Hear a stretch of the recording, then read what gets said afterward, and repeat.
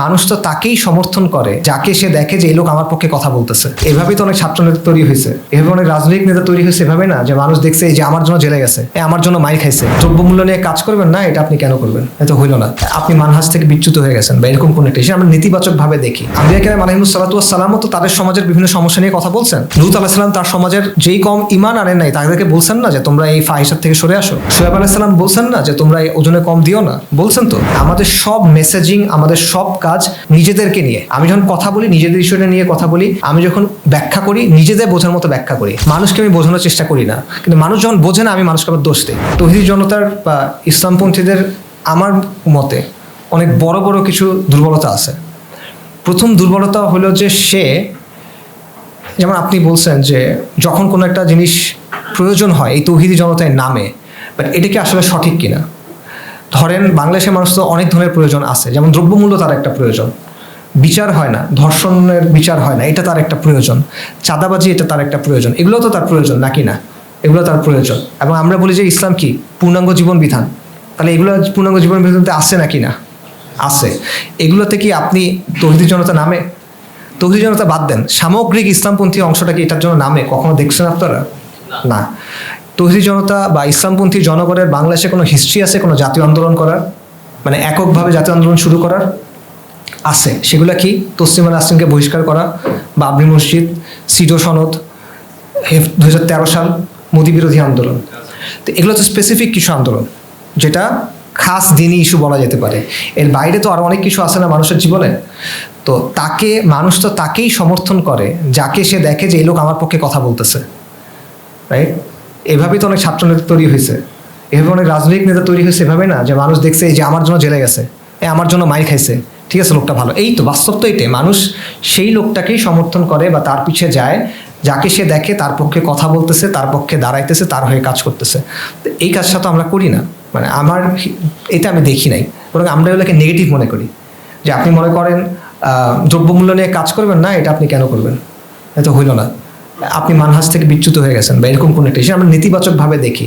তো মানুষকে তো আপনি ভাবে পাবেন না, আপনি তো এটা আশা করতে পারবেন না যে এটাই সঠিক আকীদা, এটাই তুমি এখন মানো, এইটা বলার পরেই সে মেনে নিবে। এভাবে তো মানে না মানুষ। এবং আম্বিয়া কেরাম আলাইহিমুস সালাতু ওয়াস সালামও তো তাদের সমাজের বিভিন্ন সমস্যা নিয়ে কথা বলছেন। লূত আলাইহিস সালাম তার সমাজের যেই কম ঈমান আনেন নাই তাদেরকে বলছেন না যে তোমরা এই ফাহিশাত থেকে সরে আসো। শুআয়ব আলাইহিস সালাম বলছেন না যে তোমরা এই ওজনে কম দিও না, বলছেন তো।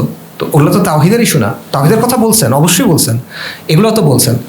তো এটা ছাড়া তো আসলে হয় না, আপনি এক্সপেক্ট করতে পারেন না এটা। এবং এই সমাজ তো মুশরিকদের সমাজ না, এটা একটা বড় সমস্যা না? মানে সমস্যা বলতে বলছি এটা একটা বড় ডিফারেন্স না?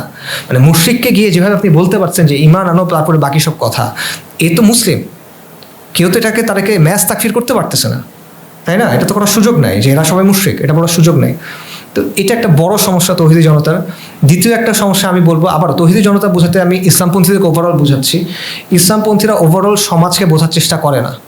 তারা চায় সমাজ তার মতো হবে, সমাজ তাকে মেনে নেবে। তো এটা মানুষকে আপনি জোর করে এটা করাইতে পারবেন, এটা আপনার কৌশলে করাইতে হবে। আমি চাই একই জিনিস, আমিও চাই, আপনি যা চান আমিও এটাই চাই।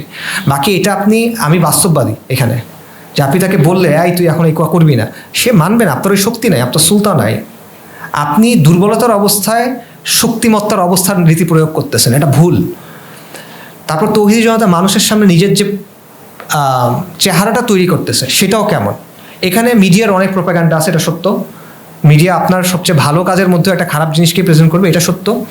বাকি আপনি আপনার দিক থেকে মিডিয়ার ওটা কাউন্টার করার চেষ্টা করছেন কিনা। বাংলাদেশে মনে করেন, একটা উদাহরণ দিচ্ছি, একা পিনাকি এবং ইলিয়াস তারা বাংলাদেশের মেইন স্ট্রিম মিডিয়াকে হারাই দিছিল আওয়ামী লীগের সময়। এটা বাস্তব কিনা ভাই? ইউটিউব চ্যানেল জাস্ট, আর কিছু কিন্তু না। পিনাকিতে কেউ টাকা পয়সা দিয়ে তো বুঝ করায় নাই, এটা হয়েছে, সে এটা কাজটা করতে পারছে। মানে আপনি মিডিয়াকে কাউন্টার করা যায়, আমরা কেউ চেষ্টা করছি কিনা?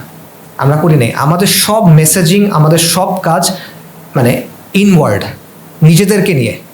আমি যখন কথা বলি নিজেদের ইস্যুটা নিয়ে কথা বলি, আমি যখন ব্যাখ্যা করি নিজেদের বোঝার মতো ব্যাখ্যা করি, মানুষকে আমি বোঝানোর চেষ্টা করি না। কিন্তু মানুষ যখন বোঝে না আমি মানুষকে আবার দোষ দিই।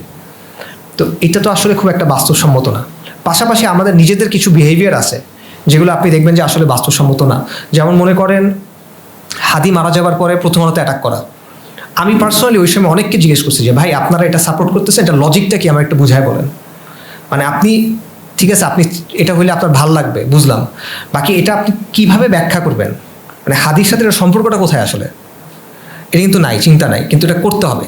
এটা ভাই মানে প্রাপ্তবয়স্ক মানুষের জন্য এগুলো শোভা পায় না, এবং জনপরিসরে কাজ করার ক্ষেত্রে এটা শোভা পায় না যেখানে আপনার বিরুদ্ধে সবাই আছে।